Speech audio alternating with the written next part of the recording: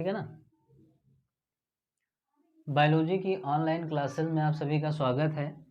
आज हम लोग 10th और 12th का एक महत्वपूर्ण टॉपिक पढ़ेंगे, लिंग निर्धारण यानी सेक्स डिटर्मिनेशन, जो बोर्ड परीक्षा की दृष्टि से बेहद महत्वपूर्ण टॉपिक है। तो हम लोग जानेंगे कि लिंग निर्धारण होता क्या है। तो डेफिनीशन को अगर समझें तो हम कहेंगे कि लिंग निर्धारण वह प्रक्रिया है, लिंग निर्धारण वह प्रक्रिया है जिसके द्वारा यह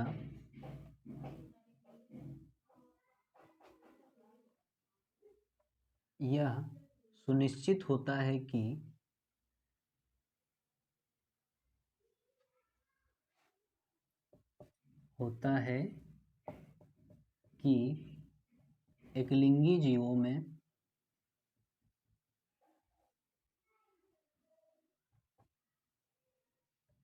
में लैंगिक जनन के फलस्वरूप जन्म लेने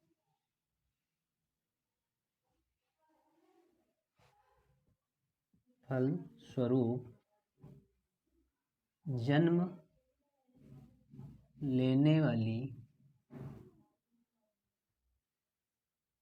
संतान नर होगी या मादा।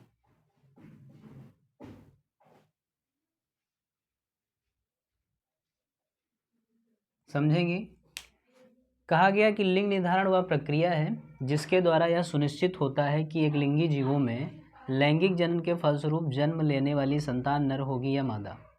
कहने का मतलब यह है कि जो एकलिंगी जीव होते हैं उनमें लैंगिक जनन पाया जाता है, और एकलिंगी जीव होते कौन से हैं? वे जीव जिनमें नर या मादा में से कोई एक जननांग पाया जाता है, उन्हें हम एकलिंगी जीव कहते हैं।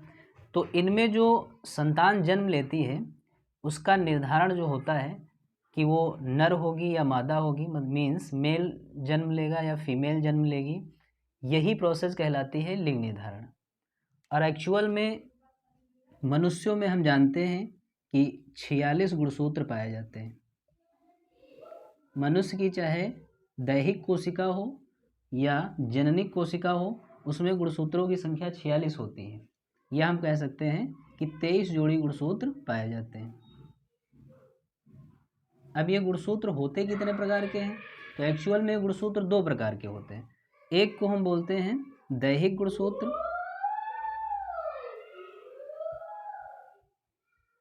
और दूसरे को बोलते हैं लिंग गुणसूत्र।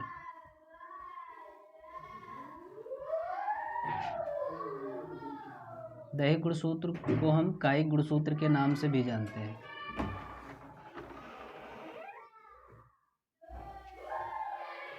इंग्लिश में इन्हें बोलेंगे ऑटोसोम्स, और लिंग गुणसूत्र को बोलते हैं सेक्स क्रोमोसोम। देखें, कायिक गुणसूत्रों की संख्या जो है मनुष्यों में होती है 44।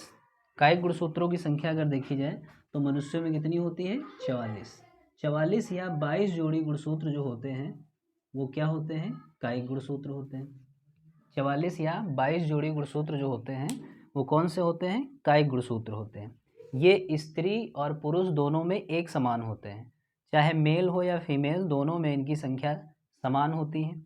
जबकि अगर हम लिंग गुणसूत्र की बात करें तो ये 23वीं जोड़ी के गुणसूत्र होते हैं जो स्त्री और पुरुष में अलग अलग होते हैं। संख्या तो समान होती है लेकिन ये अलग अलग होते हैं। मतलब स्त्री और पुरुष में गुणसूत्रों की संख्या, लिंग गुणसूत्रों की संख्या 1 जोड़ी या 2 ही होगी, किंतु जो मेल हैं, मेल में यानी नर में XY गुणसूत्र होंगे, जबकि फीमेल में अर्थात मादा में XX गुणसूत्र होंगे।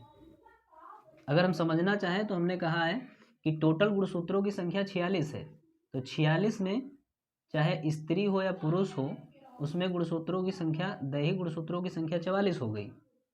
चाहे स्त्री हो या पुरुष, उसमें दैहिक गुणसूत्रों की संख्या कितनी हो गई? 44 हो गई। और एक जोड़ी अर्थात 23वीं जोड़ी का जो गुणसूत्र पुरुषों में होगा वो कौन सा होगा? XY, जबकि स्त्रियों में 23वीं जोड़ी का गुणसूत्र कौन सा होगा? XX होगा। अब हम लोग समझेंगे कि आखिर मनुष्यों में लिंग निर्धारण होता किस प्रकार है।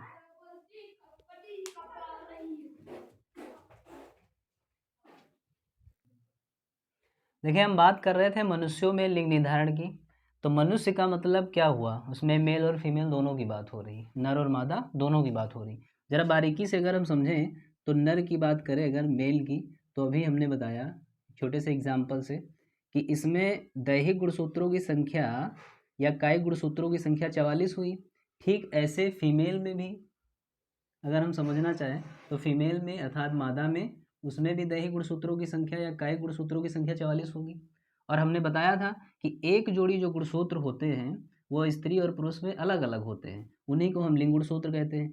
तो इनमें नर में अगर देखा जाए तो कौन से लिंग गुणसूत्र होंगे, एक्स और वाई, जबकि मादा में अगर देखा जाए तो कौन से गुणसूत्र हैं, एक्स और एक्स। ठीक है ना। तो लिंग निर्धारण एक्चुअल में होता सिर्फ और सिर्फ किन गुणसूत्रों के द्वारा है, इधर लिंग गुणसूत्रों के द्वारा। ये जो गुणसूत्र दिए हैं इनके द्वारा लिंग निर्धारण होता है। ठीक है ना। तो हम समझेंगे कैसे होता है। तो x और y ये जो है मेल के गुणसूत्र हो गए, और x और x ये हो गए फीमेल के गुणसूत्र। अब देखें, इस प्रोसेस को समझने के लिए थोड़ा और हम समझेंगे कि जो पुरुष हैं, पुरुष में 2 प्रकार के शुक्राणु बनते हैं, और 2 प्रकार के शुक्राणु बनने का मतलब ये है कि 50% वे शुक्राणु बनेंगे जिसमें एक्स गुणसूत्र पाया जाता है या एक्स गुणसूत्र होगा, और 50% वे शुक्राणु बनेंगे जिनमें वाई गुणसूत्र होगा। क्यों? क्योंकि पुरुषों में एक्स वाई गुणसूत्र हैं, तो एक्स वाई गुणसूत्र है तो 50-50 में गुणसूत्र जो बनेंगे 50% ऐसे बनेंगे जिसमें एक्स गुणसूत्र होगा, 50% शुक्राणु ऐसे बनेंगे जिसमें वाई गुणसूत्र होगा। जबकि अगर हम फीमेल की बात कर लें तो इसमें जितने भी ओवम यानी अंडाणु बनेंगे सब में एक्स गुणसूत्र ही होगा, क्योंकि इसमें वाई गुणसूत्र होते ही नहीं हैं, ये सब युग की अवस्था में होते हैं। ठीक। तो अब इसमें जो निर्धारण की प्रक्रिया को हम समझेंगे उसके लिए क्या समझना है, तो आइए एक चार्ट के माध्यम से हम लोग उसे समझना चाहेंगे।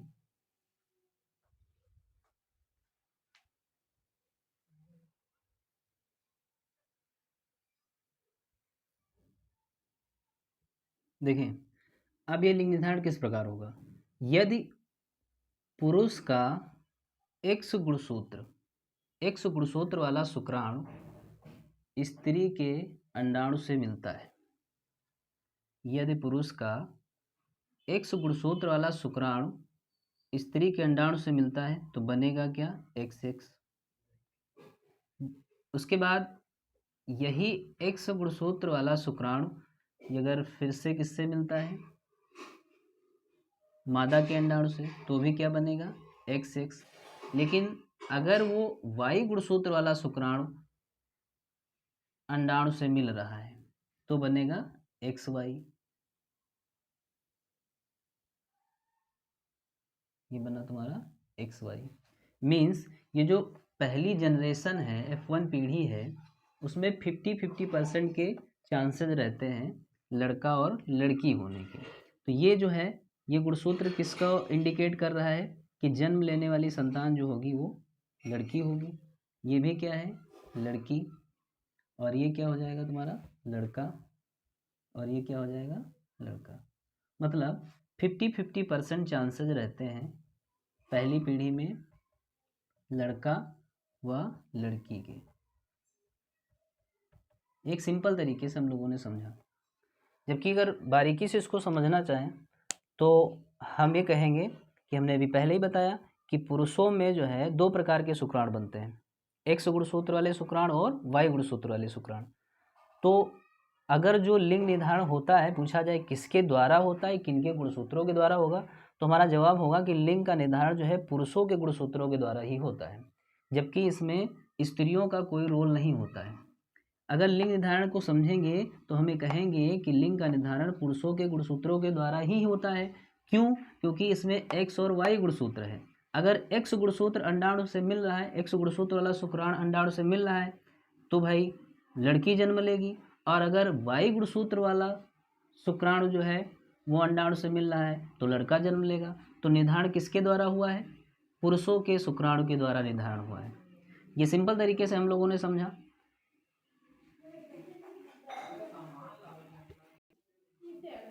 देखिए अब वो सिंपल चार्ट हमने बताया था, अब हम क्या करेंगे, कायिक गुणसूत्र यानी दैहिक गुणसूत्र और लिंग गुणसूत्र को दोनों को एक साथ लिखते हुए चलेंगे। हमने कहा ये 44 गुणसूत्र मेल के कायिक गुणसूत्र और साथ ही साथ लिंग गुणसूत्र, ये किसके हैं? मेल के। फीमेल की बात कर रहे हैं। 44 इसके कायिक गुणसूत्र हो गए और एक जोड़ी इसके लिंग गुणसूत्र हो गए। अगर इसको हम सेपरेट तरीके से लिखना चाहें तो हम क्या लिख सकते हैं? 22 प्लस एक्स, 22 प्लस वाई। इसको कैसे लिख सकते हैं? 22 प्लस एक्स, 22 प्लस एक्स। अब देखिए ये इसका क्रॉस इसके साथ हुआ तो क्या बनेगा? 44 प्लस एक्स एक्स। फिर इसका क्रॉस किसके साथ? देखिए सिंपल तरीके से लिंग निर्धारण को अगर हम समझते हैं तो हमने कहा कि मनुष्य में जो मेल के केस की अगर हम बात करें यानी नर की बात करें तो नर में लिंग गुणसूत्र कौन से हैं? एक्स और वाई हैं। और अगर फीमेल की बात करें तो फीमेल में जो तुम्हारे लिंग गुणसूत्र हैं वो कौन से हैं? फीमेल मतलब मादा, तो उसमें कौन से गुणसूत्र हैं? एक्स और एक्स हैं। ठीक है ना। तो लिंग निर्धारण हो किस प्रकार रहा है? अगर एक्स का जो है क्रॉस किसके साथ होगा? एक्स के साथ, तो बनेगा एक्स एक्स। इसके अलावा ये क्या बना? ये भी एक्स एक्स बनेगा और ये तुम्हारा हो जाएगा एक्स और वाई, ये हो जाएगा एक्स और वाई। इसका मतलब क्या है? हमने कहा कि पुरुष में जो है दो प्रकार के शुक्राणु बन रहे थे। 50% वे शुक्राणु जिसमें एक्स गुणसूत्र था और 50% वे शुक्राणु जिसमें वायु गुणसूत्र थे।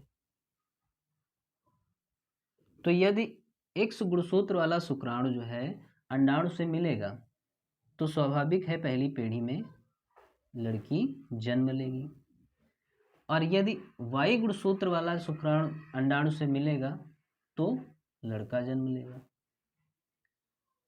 मतलब इससे ये सिद्ध होता है कि जो लिंग का निर्धारण होता है वो पुरुषों के गुणसूत्र के द्वारा ही होता है, क्योंकि एक्स मिल रहा है तो लड़की जन्म ले रही है और अगर वाई मिल रहा है तो लड़का जन्म ले रहा है। तो लिंग का निर्धारण किसके गुणसूत्रों के द्वारा हो रहा है? पुरुष के शुक्राणु के द्वारा हो रहा है, यानी पुरुष के शुक्राणु में जो गुणसूत्र उपस्थित हैं उनके द्वारा हो रहा है। ये सिंपल तरीके से हमने सीखा है सिर्फ जो है लिंग गुणसूत्रों के चार्ट के माध्यम से। अगर बहुत अच्छे तरीके से बारीकी से हम समझना चाहें तो हम इसके लिए दूसरा चार्ट आपको बताएंगे।